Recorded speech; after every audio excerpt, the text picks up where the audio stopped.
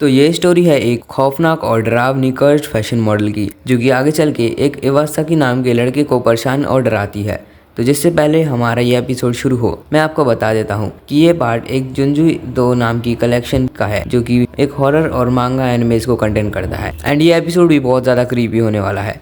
तो इस एनिमे की शुरुआत एक इवासाकी नाम के लड़के से होती है, जो कि थोड़ा टेंशन में था अपने शो की स्क्रिप्टिंग की वजह से। पर जब वो होटल में जाके थोड़ा दिमाग पर जोर डालता है, तभी उसकी नज़र बगल में पड़ी एक फैशन मैगजीन पर पड़ती है। लेकिन जैसे ही इवासाकी उस मैगजीन को पढ़ने लगता है, उसे एक डरावनी और बहुत ही क्रीपी औरत की फोटो दिखती है, जिसे देखकर इवासाकी बहुत ही घबरा जाता है। और बस यही नहीं, बल्कि इवासाकी को उसी औरत के नाइटमेयर्स भी आने लगते हैं, जिनकी वजह से अब वो अपनी स्क्रिप्ट पर भी ध्यान नहीं दे पा रहा था। अगले दिन वो इन सब चीज़ों को अपने दोस्त ओडा को बताता है, जो कि इवासाकी से बोलता है, देख भाई, मुझे तो नहीं लगता कि कोई ऐसी फैशन मॉडल भी होगी, वो भी इतनी डरावनी कि उसे देखकर किसी को नाइटमेयर भी आ सकें।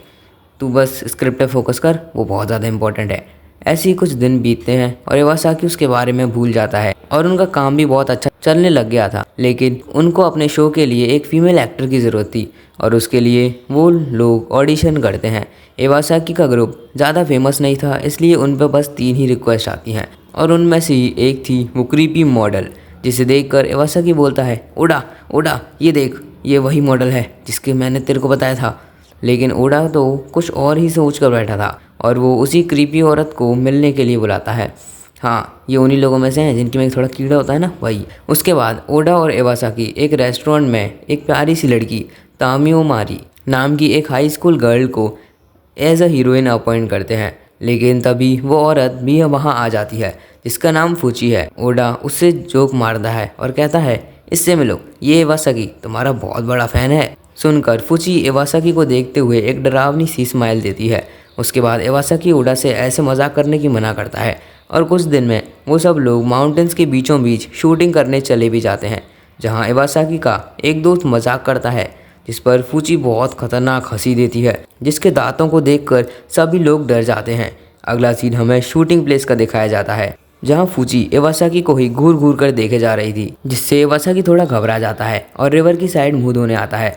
पर तभी वो नोटिस करता है कि फूची उसी के पीछे खड़ी है और उसे देखकर इवासाकी बहुत तेजी से ओडा के पास पहुंचता है और कहता है, ओडा, हमें यहाँ से चलना चाहिए। तभी वहाँ पे फूची आ जाती है। उसके बाद जब तामियो मारी का सीन शूट हो रहा था, तब फूची ओडा से बोलती है, क्या तुम मुझे यहाँ बस देखने के लिए लाए हो? पर ओडा उसे कैसे भी करके टाल देता है और उसके बाद वो लोग सोचने लगते हैं कि आखिर इससे पीछा कैसे छुड़ाएं।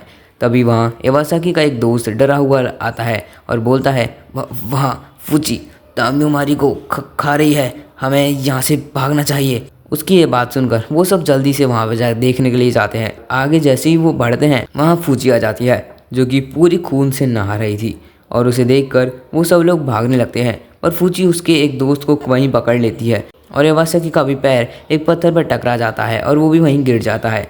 तब फूची बोलती है, चलो अब हम अकेले हैं।